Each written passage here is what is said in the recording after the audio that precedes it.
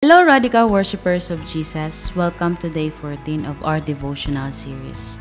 Let us open our Bible in Jeremiah 29:11.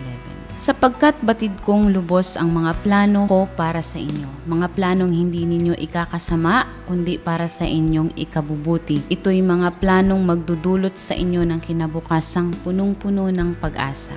Today, let's talk about purpose. God has a plan for your life. Hindi aksidente na nandito ka ngayon. Why? Because you were created with intention, designed with destiny, and placed in this generation on purpose. Just remember, may plano si Lord para sa'yo.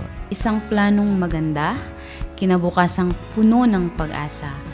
Even when the path isn't clear, trust that your steps are ordered. Keep walking, keep trusting. He has a purpose for your life because He leads us by His Spirit. Let us walk boldly in His calling. You are on purpose. May mission kang dapat gampanan.